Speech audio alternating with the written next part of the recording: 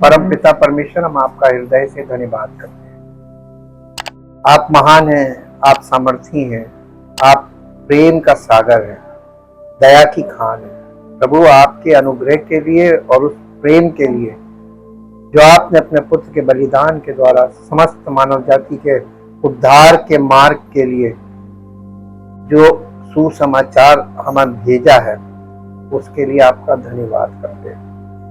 आपके पवित्र वचनों के लिए जो पवित्र आत्मा के द्वारा हमारे हृदय में बोए जाते हैं, उसके लिए धन्यवाद करते हैं। जीवित महान समर्थी परमेश्वर, हमारे प्राण और आत्मा को अनंत जीवन देने के लिए आपने जो तैयारी की है, जो इंतजाम किए हैं, हम आपका धन्यवाद करते हैं और विनती करना चाहते हैं कि पिता परमेश्वर, अधिक से अधिक लोग आपके वचन के द्वारा जागरूक हों, हर एक की आत्मा में वो जीवन आए जो पवित्र आत्मा के द्वारा हमारी आत्मा को जीवन देकर हमारी आत्मा में परमेश्वर के वचनों के द्वारा पवित्र आत्मा के फलों का प्रगटीकरण करता है।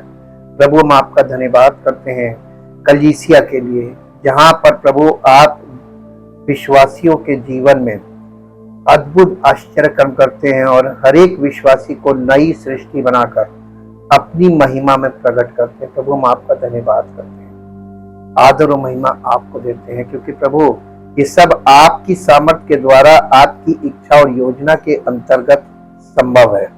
इसलिए प्रभु, हम सब कुछ सारा श्रेय आपको देते हैं और ये विनती करते हैं प्रभु, हम सब पर अनुग्रह कीजिए और हमें अनुग्रह में और आगे बढ़ने में हमारी सहायता कीजिए। आपका वचन प्रतिदिन हमारे जीवन में हमें नई सृष्टि बनने के लिए प्रेरित करे और प्रभु हम आगे बढ़ते रहें।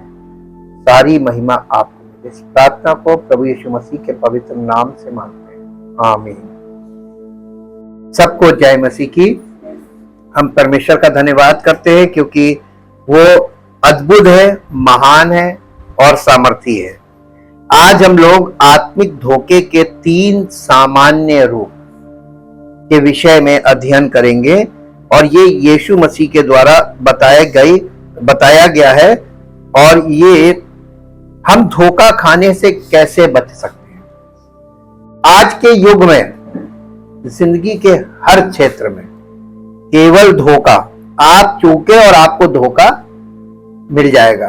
और धोखा एक ऐसी चीज है जो व्यक्ति धोखा खा जाता है, उसके बाद भी उसे पता नहीं चलता है कि उसके साथ धोखा हो गया, और वो अपनी मानसिकता में कि नहीं मेरे साथ धोखा नहीं हुआ है, वो इस बात में अडिग रहता है कि मेरे साथ धोखा नहीं हुआ। लेकिन धोखा होने के बाद वो ऐसी दशा में, मानसिक दशा में चला जाता है कि उसको पता ही नहीं चलता कि उसके साथ धोखा हुआ। और ये संसार में हमको देखने को मिलता है, शारीरिक रूप से भी और मसीही जीवन में देखने को मिलता है आत्मिक रूप से। कितने लोग सच्चे मसीह के बजाय झूठी शिक्षा के द्वारा एक झूठे मसीह में विश्वास कर रहे हैं, लेकिन उन्हें पता नहीं चलेगा क्योंकि ये आत्मिक धोखा है। और यीशु मसीह आध्यात्मिक धोखे के 3 रूपों के खिलाफ चेतावनी देते हैं। पहला है आध्यात्मिक मामलों की बात आने पर बहुमत पर भरोसा करना, और दूसरा है किसी की भी बात सुनना जो मसीह के लिए बोलने का दावा करता है, और तीसरा है यीशु के शब्दों पर अमल करने के बजाय सिर्फ उससे सहमत होना। और परमेश्वर चाहता है कि हम अपने लिए सोचें, समझदारी से काम लें और यीशु की कही बातों पर अमल करें। ये अत्यंत अनिवार्य है। आज हम इसी विषय पर आगे बढ़ेंगे और आध्यात्मिक बातों के मामले में यही बात लागू होती है कि आध्यात्मिकता आज भी चलन में है, लेकिन दुर्भाग्य से बहुत से लोग सोचते हैं कि आध्यात्मिक चीजें अच्छी या सुरक्षित होनी चाहिए, लेकिन बाइबल के अनुसार हम आध्यात्मिक रूप से सुरक्षित माहौल में नहीं रहते हैं। मुख्य खतरा दुष्ट आत्माओं का कब्जा नहीं है, बल्कि आध्यात्मिक धोखा है। इसलिए यीशु इस शिक्षा को आध्यात्मिक धोखे के बारे में चेतावनी के साथ हमारे सामने रखते हैं। ये आध्यात्मिक धोखे के रूपों का उल्लेख जो हमारे जीवन को तब तक बर्बाद कर सकता है जब तक कि आप उन्हें पहचान ना ले और उनसे ना बचे। आप जब तक पहचानेंगे और जब तक बचने के प्रयास करेंगे तब तक आपका बहुत नुकसान हो चुका होगा कि वापसी का रास्ता भी हो सके तो बंद हो जाए।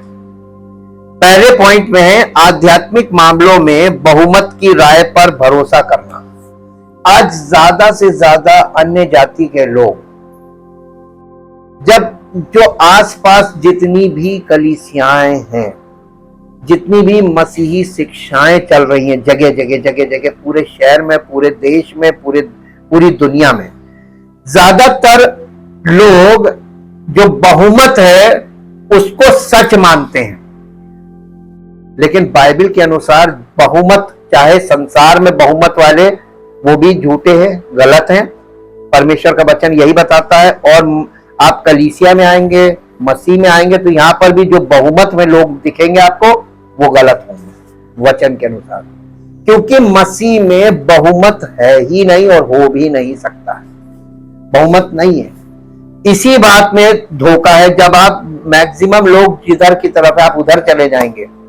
बहुत से लोग, आज हमारे साथ शुरू हुआ था तो बहुत लोग जुड़ते गए, लेकिन धीरे धीरे देखिए सब वो उन कलीसियाओं में चले गए जहां उन्हें बहुमत दिखाई दे रहा है कि बहुमत लोग सही है। आज इसी बात का ये बहुत बड़ा धोखा है और ये एक आत्मिक धोखा है जिसमें आसानी से आप फंस सकते हैं। मत्ती रचित सुसमाचार उसका 7 अध्याय, मत्ती रचित सुसमाचार उसका 7 अध्याय और 7 अध्याय का 13 और 14 पद पढ़ेंगे। सकेत फाटक से प्रवेश करो, क्योंकि चौड़ा है वो फाटक और सरल है वो मार्ग जो विनाश को पहुंचाता है, और बहुत से हैं जो उससे प्रवेश करते। कितने उसमें से प्रवेश करते हैं? तो ज्यादा लोग किधर प्रवेश कर रहे हैं? जहां बहुमत देख रहे हैं वहीं लोग भाग रहे हैं। आपको अगर लगता है कि जहां कम लोग हैं वहां गलत है, लेकिन वचन आपको उल्टा बताएगा।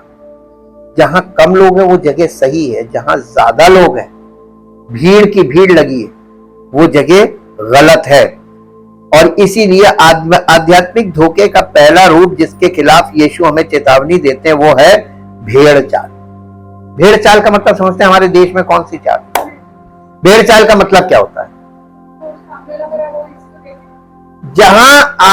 जहां एक व्यक्ति जा रहा, आपके मोहल्ले से एक व्यक्ति जहां जाएगा वहीं सब जाने लगे। भेड़ चाल, दूसरों को देखकर उनके पीछे चल देना, ये भेड़ चाल है। और भेड़ चाल आपको हमेशा गलत जगह पे ले जाएगी। आपको जितने भी लोग मिलेंगे वो कहेंगे हम मसीह में हैं। पूछेंगे कहां जाते हो? हम तो फलानी जगह जाते हैं। आप कहां जाते हो? आप बताएंगे हम तो ऐसी जगह जाते हैं जहां थोड़े लोग हैं। अरे हमारे साथ चलो, वहां बहुत लोग आते हैं।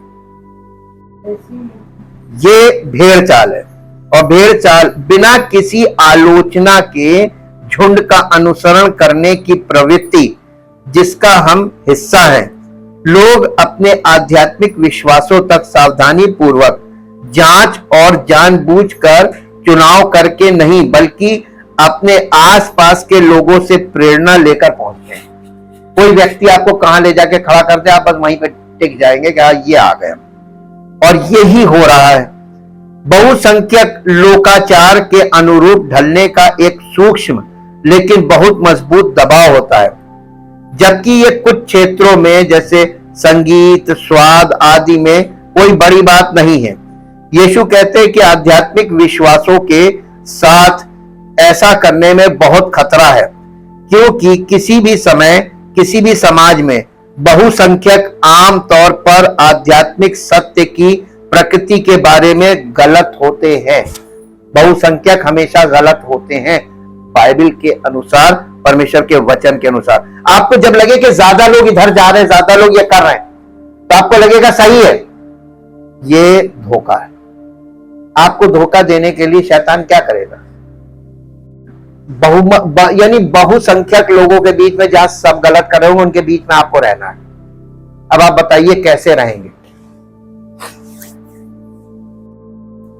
आपको मजबूर करेंगे वो लोग कि हमारे जैसे करो, जैसे हम सोचते हैं वैसे सोचो, जैसे हम बोलते हैं वैसे बोलो, जैसे हम करते हैं वैसे करो।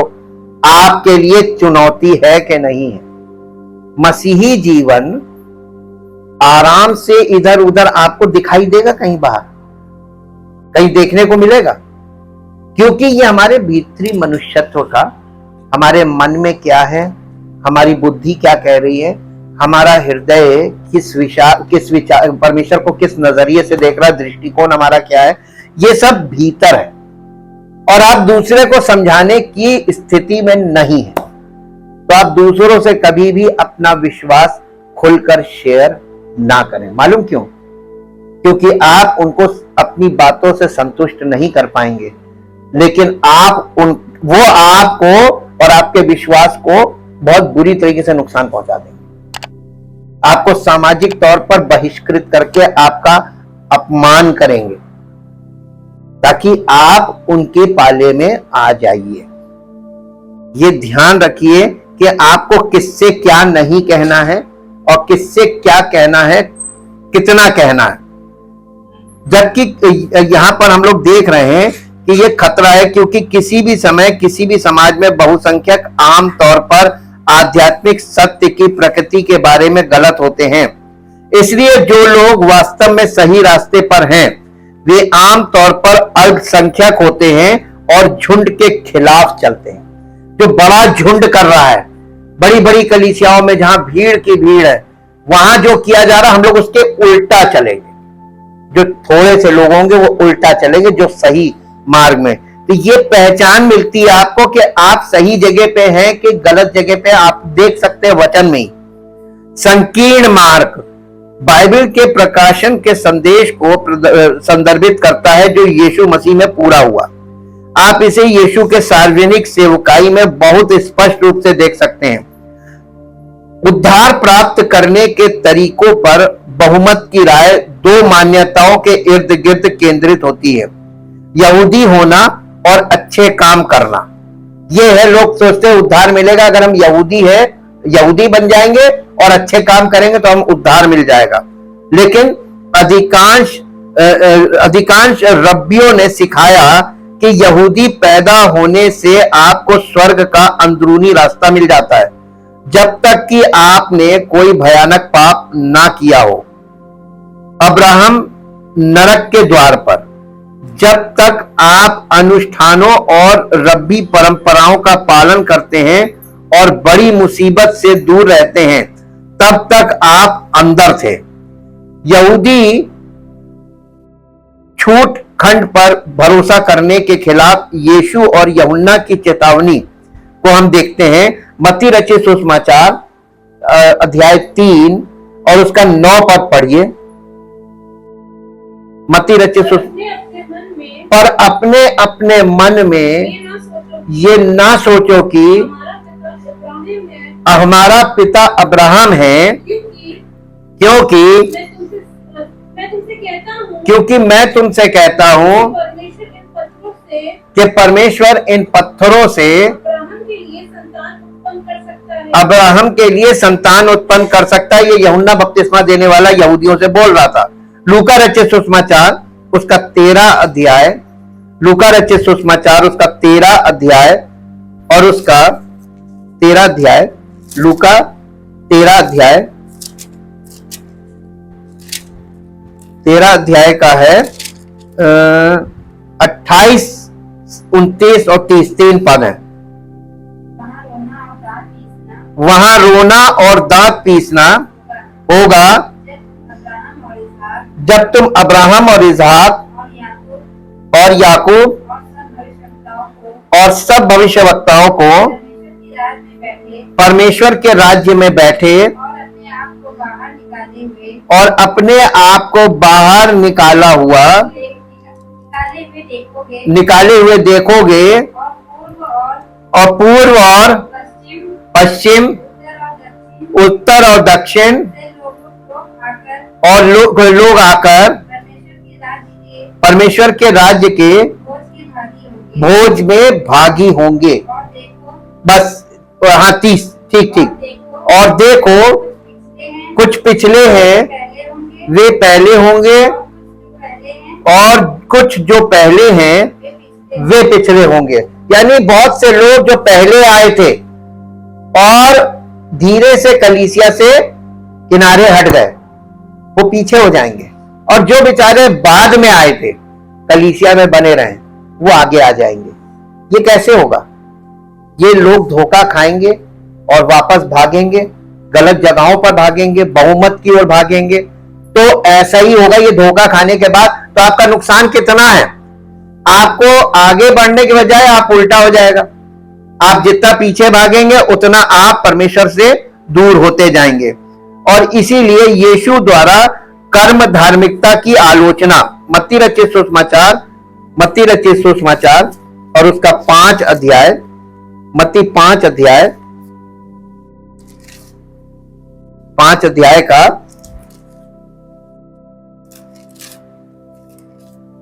मत्ती 5 अध्याय और उसका 20 पद पढ़िए। क्योंकि मैं तुमसे कहता हूं कि यदि तुम्हारी धार्मिकता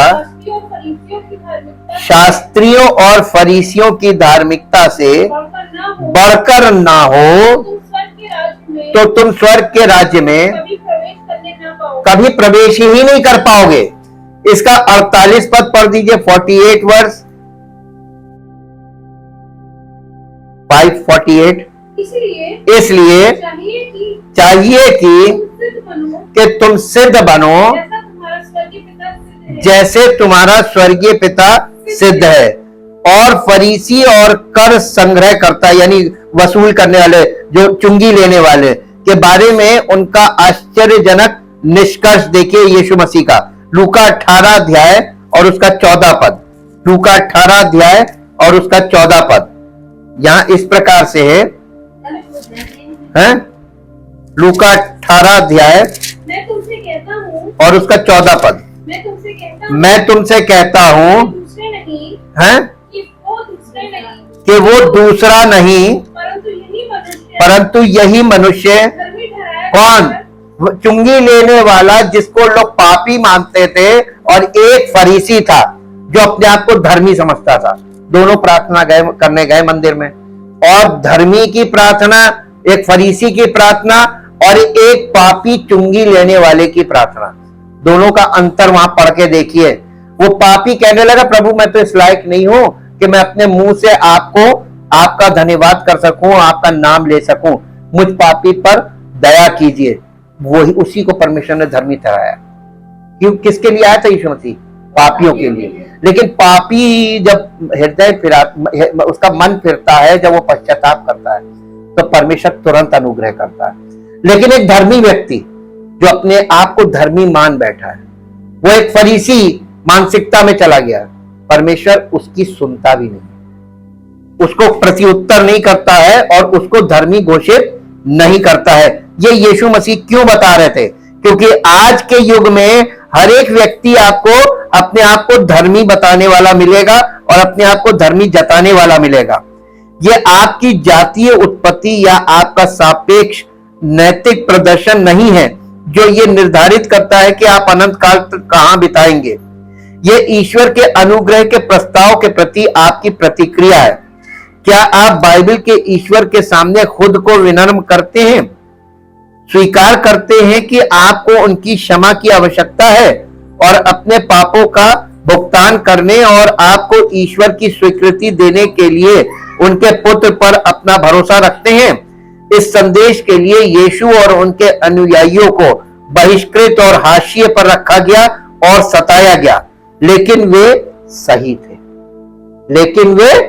सही थे, जबकि उनको संसार में लोगों ने गलत साबित किया। यीशु मसीह, उसके चेले और उसके जितने भी चेले थे यीशु मसीह के, उनको। और इसीलिए बहुमत की राय दार्शनिक भौतिकवाद की होती है।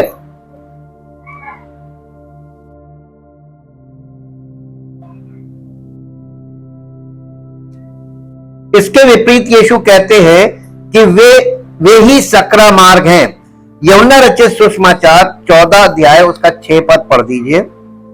यूहन्ना रचित सुसमाचार 14 अध्याय उसका 6 पद, यहां इस प्रकार लिखा हुआ है। यीशु ने उससे कहा, मार्ग और सत्य और जीवन मैं ही हूं, बिना मेरे द्वारा कोई पिता के पास नहीं पहुंच सकता। तो ये सकरा मार्ग कौन है? केवल यीशु मसीह है सकरा मार्ग।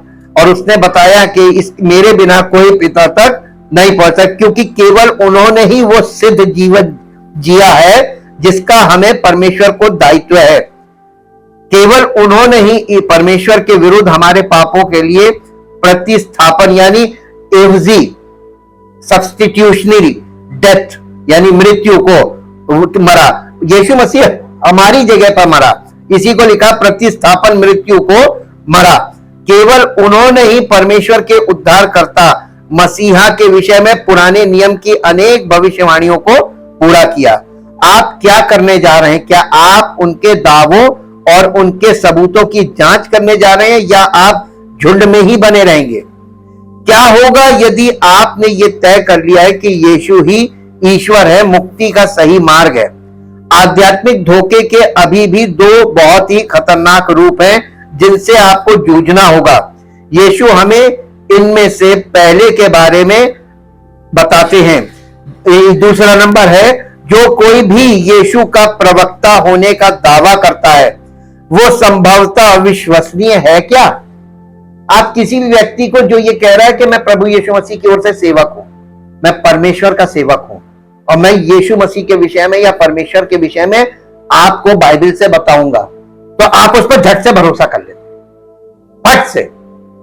ये आपकी बड़ी कमजोरी है। ये आध्यात्मिक धोखा या आत्मिक धोखे का एक स्पिरिचुअल जो डिसेप्शन है वो ये यहीं से शुरू होता है। मेरे साथ चलिए मत्ती रचित सुसमाचार उसका 7 अध्याय निकालिए। मत्ती रचित सुसमाचार और उसका 7 अध्याय और उसका 15 पद पढ़िए। झूठे भविष्यवक्ताओं से सावधान रहो, जो भेड़ों के भेष में तुम्हारे पास आते हैं, परंतु अंतर में वे फाड़ने वाले भेड़िए हैं। ये कौन बोल रहा है? ये यीशु मसीह बोल रहे हैं।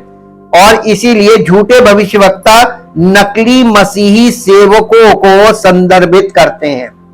ये झूठे भविष्यवक्ता यहां पर जो भेड़ियों का बताया जा रहा, भेड़ों के भेष में भेड़िए, इसका मतलब क्या है? भेड़ का मतलब प्रभु के यीशु मसीह के सेवक या उनके अनुयायी, और भेड़िए का मतलब, ये तो भेड़िया तो शैतान को बोला गया। शैतान अंदर उनके कौन सी आत्मा है, और ऊपर से वो देखने में प्रभु के नहीं, प्रभु यीशु मसीह के सेवक, ऊपर से बाहर से। आप किस सेवकों को कैसे देखेंगे? अंदर से कि बाहर से?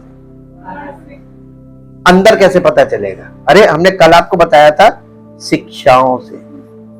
वो क्या बता रहे हैं आपको, उसके लिए उनसे 2 कदम आगे रहेंगे तभी पकड़ पाएंगे।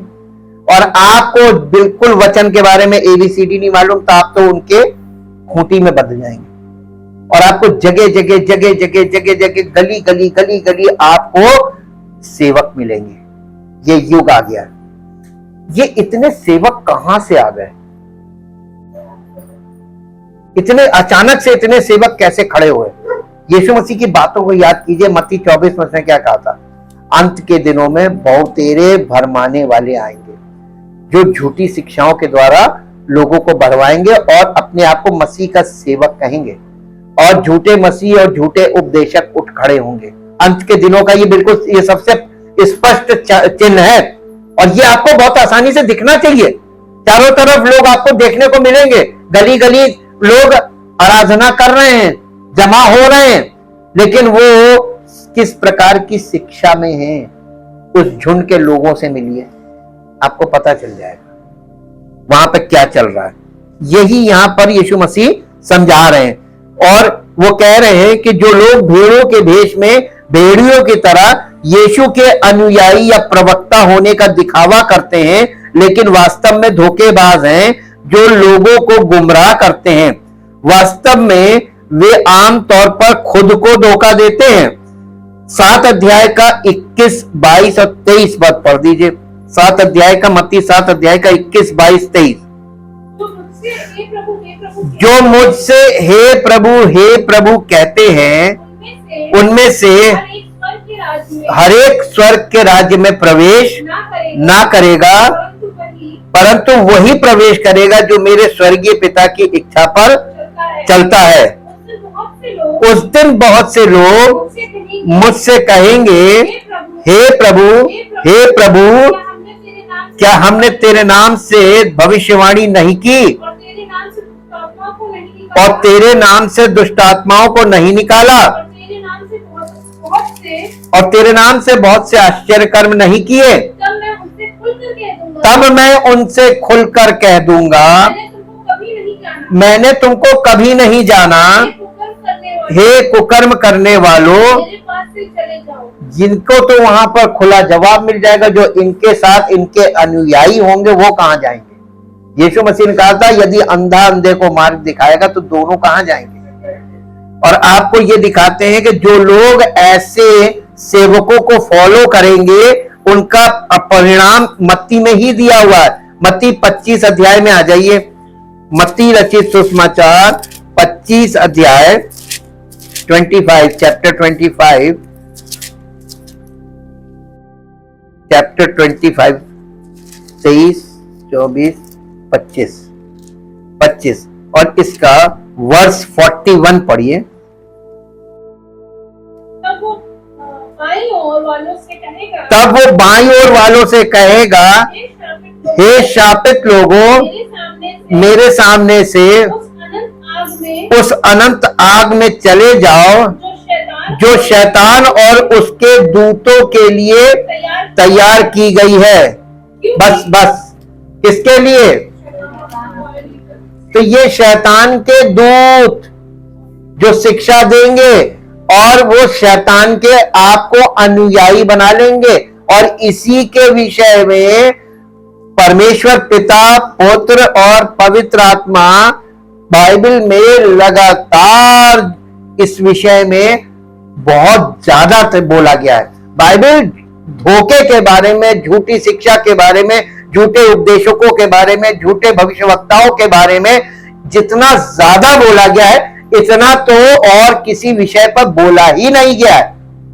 लेकिन शिक्षा में कहीं भी ये चीजें, देखिए, जो व्यक्ति इस धारा में होगा, इस लाइन का होगा, वो कभी भी अपने आप को प्रकट करने के लिए आपके हाथ में हथियार देगा नहीं कि आप उसे पहचान लो। इसलिए इस विषय पर चर्चा नहीं करेगा, ना ये विषय आपके सामने कभी खोला जाएगा। लेकिन अगर आप परमेश्वर के वचन को, जो सत्य है, उसको अगर पूरी तरीके से समझेंगे नहीं तो आप निपट जाएंगे। कभी भी ओवर कॉन्फिडेंस मत कीजिएगा कि मैं बिल्कुल सही विश्वास करता हूं, मैं सच्चा विश्वासी हूं और मुझे किसी सेवक की और किसी सेवक की सहायता की जरूरत नहीं है। मुझे पवित्र आत्मा, क्यों पवित्र आत्मा को एक व्यक्ति के द्वारा कलीसिया में कार्य करने के लिए नियुक्त किया गया है। हर विश्वासी को अलग अलग पवित्र आत्मा क्यों नहीं दिया गया? ना, ये तरीका ही नहीं। पवित्र आत्मा का अभिषेक देह में सारे अंगों को एक व्यक्ति के द्वारा, देखिए, मिट्टी के पात्रों में धन, ये एक मिस्ट्री है।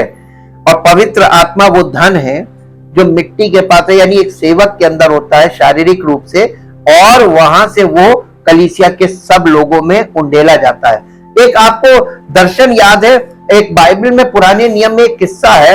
एक स्त्री जो एक भविष्यवक्ता की पत्नी थी, जब उसका पति मर जाता है तो वो अब उसके जिस भविष्यवक्ता का वो सेवक था, उसका पति, उसके पास जाती, कहती, तेरा सेवक, मेरा पति मर गया और कर्जदार खड़े और मेरे बच्चों को, मेरे बेटों को ले जाना मांग रहे हैं, मैं क्या करूं? उसने कहा, तुम एक काम करो, तुम अपने घर जाओ और अपने बच्चों से कहो कि बर्तन लाएं, खाली बर्तन, और उसने कहा पहले उसने पूछा तुम्हारे पास क्या है घर में? उसने कहा मेरे पास थोड़ा सा तेल है कुप्पी में। उसने कहा तुम एक काम करो, तुम अपने घर जाना और अपने बच्चों से कहना तुम आसपास के लोगों से बर्तन मांग के लाओ, खाली बर्तन, और द्वार बंद करके तुम बर्तन में वो कुप्पी से तेल उंडेलना, और तुम तेल उंडेलती जाओगी और तेल से बर्तन भर जाएंगे लेकिन कुप्पी में तेल उतना ही रहेगा। और जब सारे उनके बच्चे कहने लगे अब कोई बर्तन, किसी के पास खाली बर्तन नहीं है, तब कुप्पी से तेल बहना बंद हो गया। ये एक वहां पर इसमें एक प्रकाशन दिया हुआ है पुराने नियम में। ये क्या दिखाया? यही कलीसिया में प्रभु कर रहा है। कुप्पी में थोड़ा सा तेल है, बस उसी से सबको उंडेलता रहेगा, जितने लोग आएंगे उसी से उंडेलता रहेगा। आप लोग खाली बर्तन है उसमें वो भरता रहेगा, और जिस दिन खाली बर्तन आना बंद हो जाएंगे उस दिन तेल रुक जाएगा।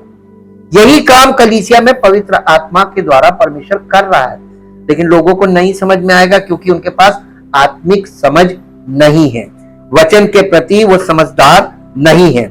इसलिए लोग इन चीजों का, आपकी अज्ञानता का फायदा उठाया जा रहा था, उठाया जा रहा है और आगे भी उठाया जाएगा। इसका दूसरा, इसका ऑपोजिट बताइए। सही जानकारी होगी तो क्या आपके साथ ऐसा होगा? है? तो आपकी जिम्मेदारी क्या है?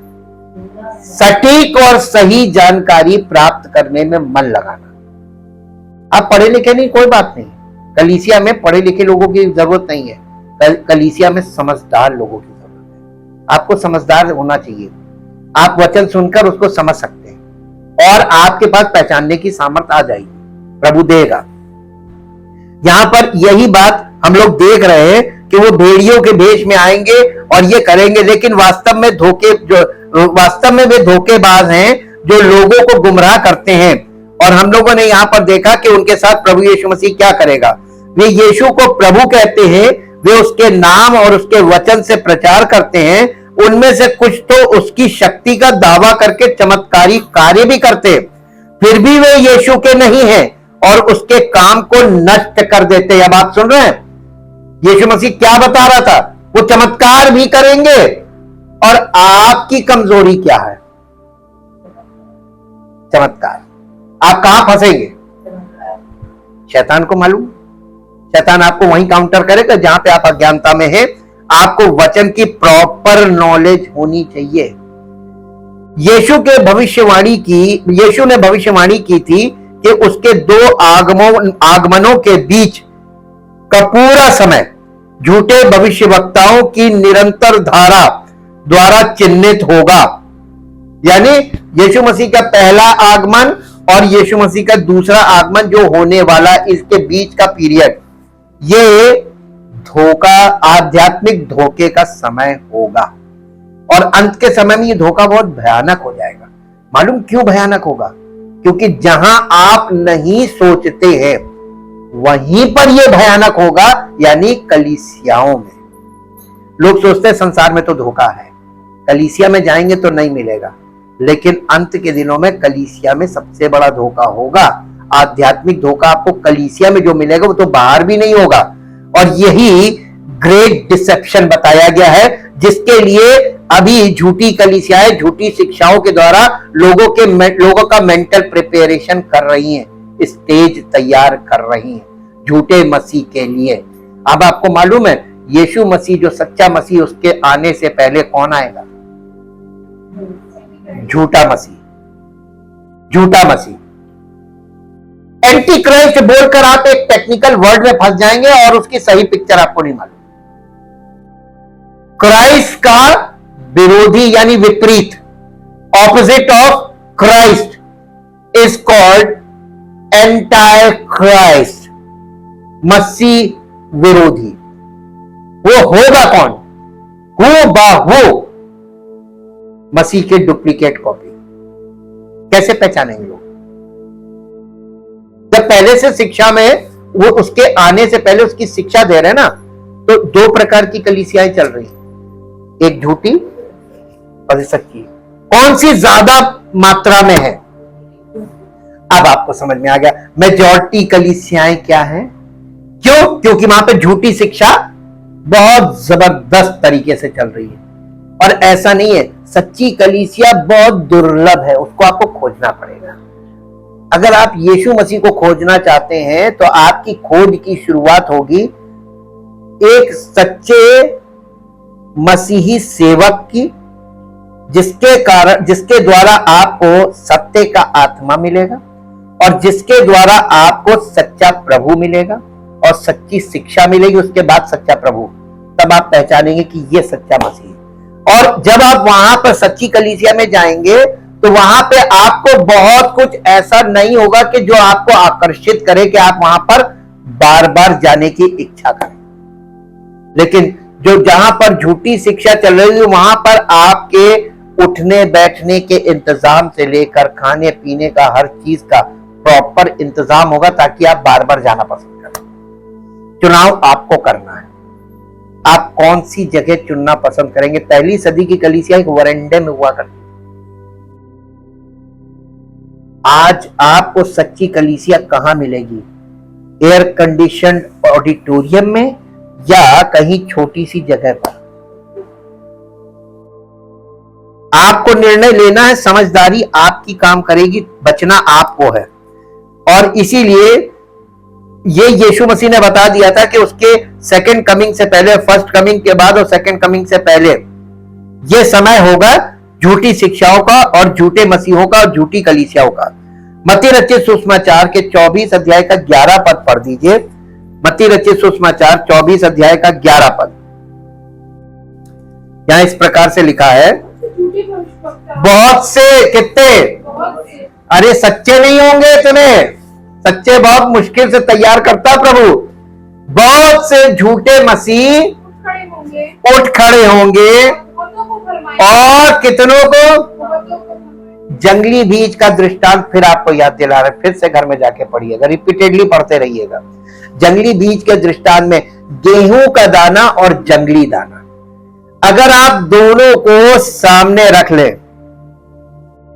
आप ये बता नहीं सकते हैं कि इन दोनों में से असली गेहूं और डुप्लीकेट कौन सा है। बाहर से देखने में दोनों सेम, लेकिन दोनों के टेस्ट में, दोनों के पौष्टिकता में, दोनों के खाने का प्रभाव अलग अलग होता है। आप गेहूं के नाम पर आपको कोई जंगली बीज का आटा दे दिया जाए, उसका आपकी सेहत पे बुरा असर पड़ेगा, अंदर के अंग सारे में चले जाएंगे, आपको वो रोग हो जाएंगे जिनकी आपने कभी सोचा ही नहीं था। केवल भोजन करने से, गलत भोजन करने से जो नुकसान होता है ना, वही गेहूं के जंगली दाने का खाने से होगा। लेकिन गेहूं का दाना, आज ये बताइए, जब हाइब्रिड युग चल रहा है, आज गेहूं की किस्में खत्म हो गई जो पहले आती थी, पहले के लोग पहचानते थे। आज गेहूं की जो किस्में आ रही हैं उनमें नंबर चलते हैं। और आप आजकल के लोग गेहूं नहीं खरीदते बल्कि आटा खरीदते हैं। अब आप ये बताइए कौन सा आटा खा रहे हैं? आपको खुद नहीं पता होगा कि आप आटा कौन सा खा रहे हैं, आप किस आटे की रोटी खा रहे हैं। सेहत से पता चल जाएगा कि आप गलत आटा खा रहे हैं। डॉक्टर के पास जाएंगे, पता चल जाएगा गलत आटा खा रहे हैं। ये समझने वाली यहीं पे यही बताया जा रहा है, बहुत से झूठे मसीह उठ खड़े होंगे। नहीं नहीं, ये 24 का 11 हो गया। नहीं, पढ़िए फिर से। बहुत से झूठे भविष्यवक्ता उठ खड़े होंगे और बहुतों को भरमाएंगे। बस 11, ये 24 का 11 पद इंग्लिश में पढ़ेंगे। And many false prophets will rise up and deceive and lead many into error।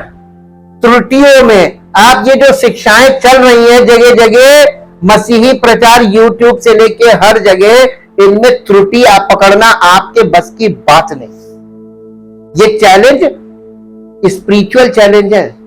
प्रभु यीशु मसीह ने, अब आप याद कीजिए, उसने अपने चेलों से क्यों कहा था, मैं तुम्हें एक सहायक दूंगा। खाली बाइबल से काम तुम्हारा नहीं बनेगा, बाइबल तुम्हारे हाथ में होगी फिर भी लोग धोखा खाएंगे। आज हर एक मसीही परिवार में बाइबलों की कमी नहीं है, महंगी महंगी बाइबलें हैं। कमी किस बात की? पवित्र आत्मा का मार्गदर्शन और पवित्र आत्मा की शिक्षा की कमी है। और बाइबल आपको उद्धार नहीं देगी जब तक कि पवित्र आत्मा आपके बीच में नहीं होगा। पवित्र आत्मा बहुत जरूरी है। अगर वचन के बाद सेकंड नंबर होली स्पिरिट है। पहली सदी के कलीसिया ने सभी तरह के झूठे शिक्षकों का तुरंत प्रकोप देखा। लगभग हर नए नियम का पत्र विशिष्ट झूठी शिक्षाओं के खिलाफ चेतावनी देता है। कलीसिया के इतिहास का अध्ययन एक के बाद एक प्रकोप का अध्ययन है और नॉस्टिक्स से लेकर कर्मकांडीय विधिवाद दूसरी शताब्दी मध्य युग में चरम पर आज भी विद्यमान मुख्य धारा के सांप्रदायिक उदारवाद और सनकी पंथ नेताओं और उपचारक विक्रेताओं आदि तक है। वे सभी यीशु के प्रवक्ता होने का दावा करते हैं। वे सभी बाइबल का उपयोग करते हैं और वे सभी नकली हैं जो लोगों के आध्यात्मिक जीवन को नष्ट कर देते हैं। ऐसे प्रदूषित वातावरण में कोई भी इससे कैसे बच सकता है? यीशु कहते हैं कि ये इतना मुश्किल नहीं है, बस एक फल निरीक्षक बन जाओ। क्या बन जाओ? फल पहचानने वाला। फल तो दिखाई देता है ना। पेड़ को यानी झूठे शिक्षक को पहचानने का तरीका बहुत सरल है। क्या आप चाहते हो सरल तरीका आपको बता दिया जाए? कितने लोग चाहते हैं? एक बच्चा भी देख लेगा, एक नासमझ व्यक्ति फल तो देख ले। देखिए, एक पेड़ लगा हुआ है, हम आपसे कह रहे हैं आम का पेड़ है, आप मत विश्वास कीजिएगा कभी। हम कह रहे हैं अगर, तब भी मत विश्वास कीजिएगा। अगर आप मुझ पर बहुत विश्वास करते हैं और हम एक आम के पेड़ को कह रहे हैं आम का पेड़ है, या हम कह रहे हैं सेब के पेड़ को ये सेब का पेड़ है, कभी मत विश्वास कीजिएगा। मैं ही आपसे कह रहा हूं। मालूम क्यों? मेरा अनुमान गलत हो सकता ये आम का पेड़ ना हो। मैं अनुमान लगा रहा हूं, आप मेरे अनुमान पे मुझ पे विश्वास करते, इसलिए आप विश्वास कर लेंगे हो सकता है ये। कभी मत कीजिएगा। क्यों? पेड़ अपनी पहचान खुद करा देगा। कैसे? अब आपको पता चल गया ना पेड़ की पहचान क्या है। तो ये झूठे भविष्यवक्ताओं की पहचान क्या है? पवित्र आत्मा के फल नहीं है, इसका मतलब समझ जाना ये झूठे हैं, ये फर्जी बातें कर रहे हैं। ये आपको फंसा सकते हैं अगर आप फल निरीक्षक नहीं है, आप फल नहीं देख रहे। आज मालूम है लोग फल नहीं बंद देख रहे। मत्ती रचित सुसमाचार के 7 अध्याय का 16, 17, 18, 19, 20 पद, 16 से 20 तक पढ़िए। 7 अध्याय। उनके फलों से तुम, यीशु मसीह कितने साधारण लोगों से जो पढ़े लिखे भी नहीं थे, गांव क्षेत्र के थे, उनसे बात कर रहा था और उनको एक ऐसी कुंजी दे रहा था जो उन लोगों के लिए बहुत काम की थी, फल से पहचानना। और क्या कह रहा है? उनके फलों से कौन अंदर से भेड़िया कहाँ है, किसके अंदर भेड़िया है, यानी शैतान का आत्मा किसके द्वारा काम कर रहा है पता कैसे चलेगा? उनके फलों से। फलों का मतलब है मसीही स्वभाव उनके अंदर नहीं हो सकता। जी आगे पढ़िए। क्या लोग झाड़ियों से अंगूर या ऊंट कटारों से अंजीर तोड़ते हैं? इसी प्रकार हर एक अच्छा पेड़ अच्छा फल लाता है और निकम्मा पेड़ बुरा फल लाता है। अच्छा पेड़ बुरा फल नहीं ला सकता और ना निकम्मा पेड़ ये ला ही नहीं सकते। अगर कोई व्यक्ति मसीह में नहीं है और मसीह में होने का दावा कर रहा है, बॉर्न अगेन नहीं है, दिमाग से प्रचार कर रहा है और वेश ऐसा धारण किया है जैसे वो सच्चा मसीही है, तुम उसके व्यवहार से पकड़ लेना, उसके चरित्र से पकड़ लेना, ये बहुत आसान है। पहली बात कि ऐसा व्यक्ति आपको वचन के अनुसार जब पवित्र आत्मा कहीं पर डांट लगाता है, क्योंकि लिखा हुआ ना डांटना, ये यीशु मसीह भी करता था, उसके चेले भी करते थे और पवित्र आत्मा यही करता है, डांटता है और कस के डांटता है। ये लोग, ये जो मसीह में नहीं होंगे, ये पहली बात कभी डांटेंगे नहीं। पूछिए क्यों? लोग नाराज हो जाएंगे, इनका नुकसान हो जाएगा, ये नहीं डांटेंगे क्योंकि इनको आपके जीवन से प्यार थोड़ी ना है। आपके बच्चे को बाहर वाले नहीं डांटेंगे क्योंकि उन्हें प्यार थोड़ी ना है। लेकिन आप उनको डांटेंगे क्योंकि आप उसे प्यार करते हैं और आप उसको करेक्ट करना चाहते हैं। डांट के ही करेक्ट किया जाता है, तो डांट की भी जरूरत पड़ती है और डांट बिब्लिकल है। और कस के डांटना, बाइबल में कस के डांटने को भी लिखा है, गोलक देना, ये भी बिब्लिकल है। और ये लोग ऐसा नहीं करेंगे। इनकी कोमलता, इनका प्यार आपके लिए जो होगा वो स्वार्थी होगा, और इसलिए ये आपसे कड़क बातें नहीं करेंगे, कहीं ऐसा ना भाग जाए। यदि आप जानते हैं कि किस फल की तलाश करनी है और यदि आप इसे ध्यान से देखते हैं तो आप झूठे भविष्यवक्ताओं के झांसे में आने से बच सकते हैं। हमें किस फल की जांच करनी चाहिए? यीशु यहां विशेष रूप से नहीं कहते हैं, लेकिन नए नियम का बाकी हिस्सा हमें जांच करने के लिए दो मुख्य चीजों के बारे में कहता है। क्या उनकी शिक्षा की विषय वस्तु बाइबल के सिद्धांत पर है? 7 अध्याय का 13 और 14 पद के अनुरूप है।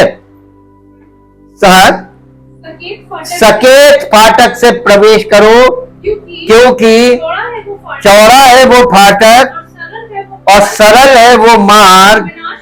अगर तुमको वो सरल तरीके बता रहे हैं कि मसीह में बने रहने का, मसीह में आने का और अनंत जीवन में प्रवेश पाने का सरल तरीका बता रहे, ये कर लो, ये कर लो, ये कर लो और ये हो जाएगा, तो इसका मतलब बताइए, फिर से पढ़िए, ध्यान से सुनिए। सकेत फाटक से प्रवेश करो, क्योंकि चौड़ा है वो फाटक और सरल है वो मार्ग जो विनाश को पहुंचाता है। सरल मार्ग कहां पहुंचाता है? आपको सरल शिक्षा देने वाला कि ये आप 5 नियम हमसे सीख लीजिए, मसीही जीवन के जीने के 5 नियम। समझ जाइएगा, झूठा प्रचारक, झूठा शिक्षक वो आपको सरल तरीके बताएगा। आज आप देखिए, झूठी शिक्षा की खास बात, मसीही जीवन का कोई सरल तरीका है ही नहीं, बल्कि उल्टा है। आगे पढ़िए। और बहुत से हैं जो उससे प्रवेश करते। क्यों? क्योंकि सरल है जी, क्योंकि सकेत है वो फाटक और कठिन है वो मार्ग, और कठिन मार्ग के विषय में जो आपको बताए वो सही है। अब आप किसकी सुन रहे हैं? यूट्यूब पे सुन लीजिए, सरल रास्ते बताने वाले बैठे हुए हैं लाइन से, दनादन दनादन दनादन, और आप 2 मिनट में उनसे प्रभावित हो जाएंगे। अरे यार, इतनी मेहनत करते हैं, इनके चक्कर में नहीं पड़ेंगे, हम यहाँ इनसे जुड़ जाएंगे, ये हमको सरल तरीके बता रहे, हम मसीह में। हालेलुया। समझ में आ रहा है? नहीं आ रहा है? तीतुस पहला अध्याय 9-10 पद पढ़ दीजिए। तीतुस पहला अध्याय 9-10 पद।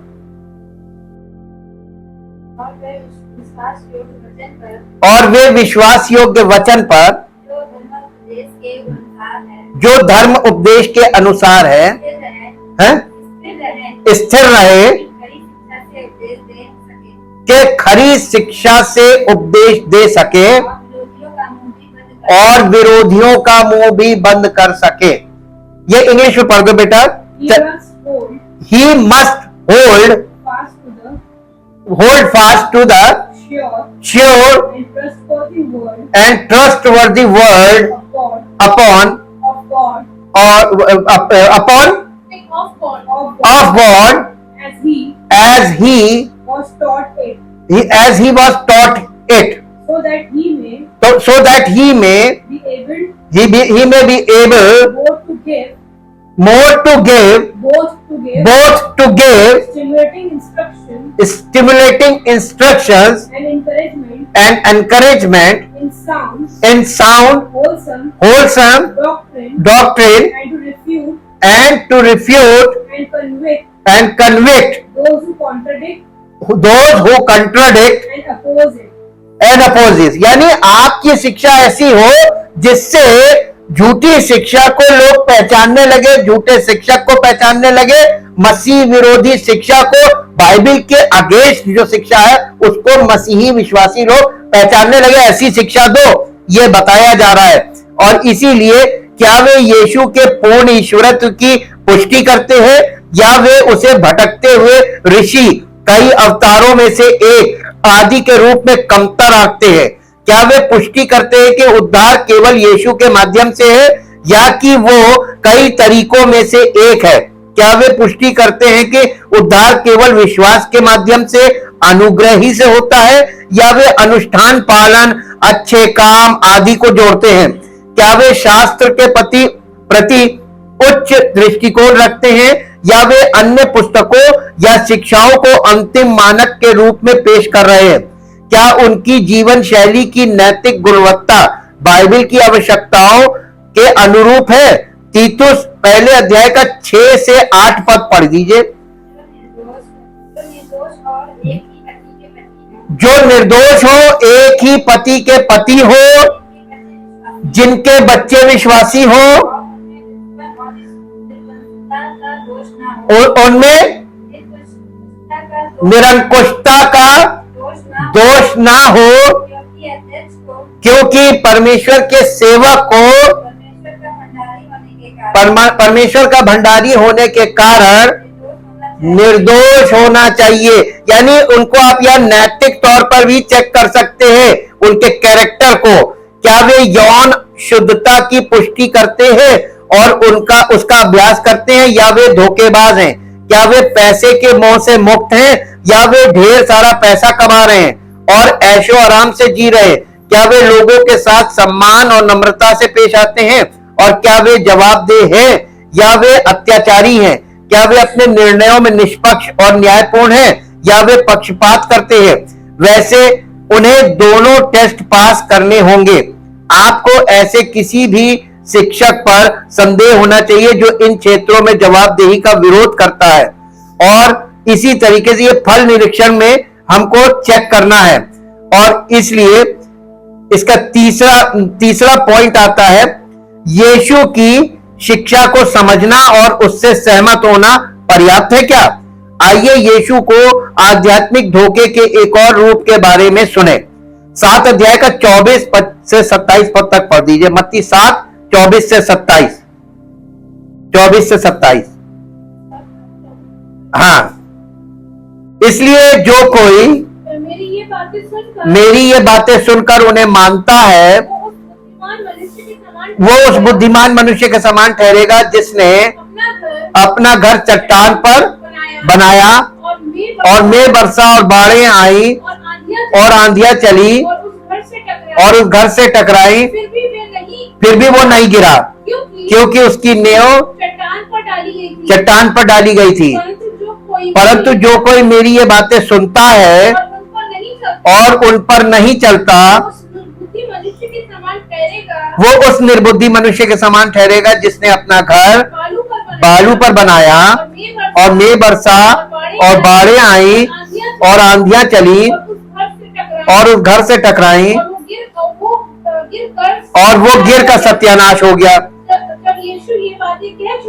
जब यीशु ये बातें कह चुका तो ऐसा हुआ कि भीड़ उसके उपदेश से चकित हुई, क्योंकि वो उनके शास्त्रियों के समान नहीं परंतु अधिकारी के समान उन्हें उपदेश। देखिए, उपदेश देने का जो तरीका है उसमें देखिए शास्त्रीय उपदेश देता है कि देखो शायद मेरा मानना है कि, लेकिन अधिकारी अधिकार के साथ बोलना। यीशु मसीह कैसे बोलता था? अधिकार के साथ बोलता था, ये मत करना, ये ऐसे नहीं होना चाहिए, ये चीज गलत है। अधिकार के साथ बोलने वाला और संशय करके बोलने वाला। पढ़ के बोलने वाले की पहचान है वो संशय करता, मेरे हिसाब से मेरा मानना है कि यहाँ पर ये होना चाहिए, ये मेरा मानना है कि इसका ये मतलब होगा, तो क्या लगाना। ये है संशय के साथ बोलना। आप फलों से पहचान सकते हैं, बोलने के तरीके से पहचान सकते हैं। ये चेतावनी उन लोगों के लिए है जिन्होंने पहले 2 धोखे से परहेज किया है। वो कहता है कि आप बाइबल और यीशु के संकीर्ण मार्ग को चुन सकते हैं, आप झूठे भविष्यवक्ताओं को पहचान सकते हैं और उन्हें अस्वीकार कर सकते हैं और फिर भी पूरी तरह से आध्यात्मिक बर्बादी में पड़ सकते हैं। कैसे? यह सोचकर कि उसके शब्दों को समझना और उनसे सहमत होना ही पर्याप्त नहीं है। परमेश्वर के वचन को सुनना और इससे सहमत हो जाना, हाँ प्रभु का वचन सही कह रहा, इससे आपका उद्धार नहीं होगा। ये कहा जा रहा, ये भी धोखा है। आप बाइबल पढ़िए और बाइबल पढ़ के आपका मन सहमत हो जाएगा, लिखा सही है, लेकिन क्या इतना मान लेने से, सहमत हो जाने से आपको उद्धार मिल जाएगा? ये भी एक धोखा है। ये बाइबल को सुनना और उस पर ना चलना, तो अपने आप को धोखा देना है कि नहीं? कैसे, वही बताया जा रहा है। दूसरे शब्दों में, आपके पास सत्य तो हो सकता है, लेकिन आप इस बारे में धोखा खा सकते हैं कि आपको उस सत्य पर कैसे प्रतिक्रिया देनी चाहिए। आपको अगर मालूम है कि ये चीज गलत है, प्रभु ने मना किया है, और इसका आप सहमत हो गए, लेकिन आप सहमत हो गए तो आपको उद्धार नहीं मिलेगा। आप अगर सहमत हो गए तो आप वैसा करना बंद कर देंगे, तब आपको उद्धार मिलना शुरू होगा। आपको उस पर प्रतिक्रिया कैसे देनी है, इस बात पर अधिकांश लोग जानते हैं कि बाइबल कहती है कि मसीह में विश्वास आवश्यक है, लेकिन किस प्रकार का विश्वास? एक तरह का विश्वास है जो उसकी शिक्षाओं को समझने और उनसे सहमत होने पर ही रुक जाता है। मुझे गलत मत समझिए, वे दोनों ही महत्वपूर्ण और आवश्यक है, वे बस पर्याप्त नहीं है। यीशु कहते हैं कि इस तरह की प्रतिक्रिया जीवन के तूफानों या ईश्वर के न्याय से बच नहीं पाएगी। याकूब कहते हैं कि दुष्ट आत्माओं को ईश्वर में इस तरह का विश्वास है, याकूब 2:19 में लिखा है, लेकिन इस तरह का विश्वास स्पष्ट रूप से उन्हें नहीं बचाता। उसी तरह जैसे कि ये समझना और सहमत होना कि कोई दवा आपको ठीक कर देगी, लेकिन वास्तव में उसे निगलना नहीं है। उसी तरह जैसे कि ये समझना और सहमत होना कि भोजन आपको भूख से बचाएगा, फिर भी वास्तव में उसे खाना नहीं है। बिना खाए भोजन आपकी भूख मिटा सकता है, बिना दवाई खाए आपको चंगाई मिल सकती है। ये आपको उसको खाना तो पड़ेगा ना, वचन को भी आपको पचाना पड़ेगा, खाना पड़ेगा और उसके अनुसार चलना पड़ेगा।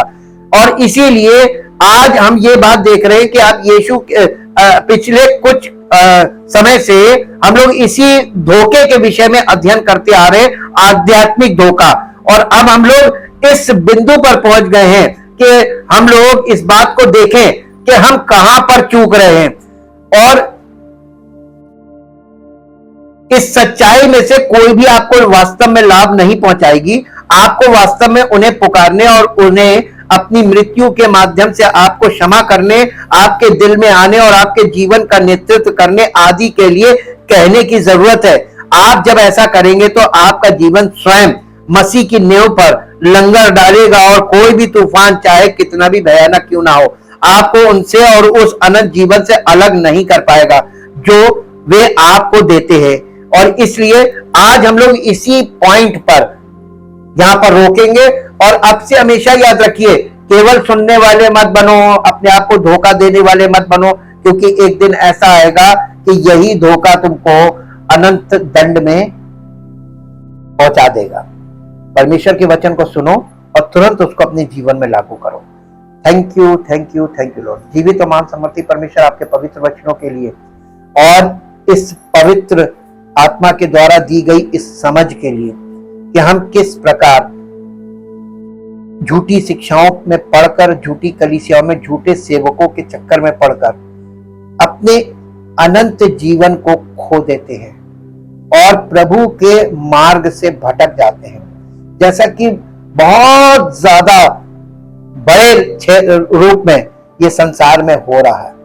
और हम परमेश्वर के पवित्र वचनों को, जो पवित्र आत्मा के द्वारा अर्थात सत्य की आत्मा के द्वारा हमारे हृदय में जो बोया जा रहा है, उस पर ध्यान केंद्रित नहीं रखते, और इसीलिए हम बहुत आसानी से शिकार हो जाते हैं।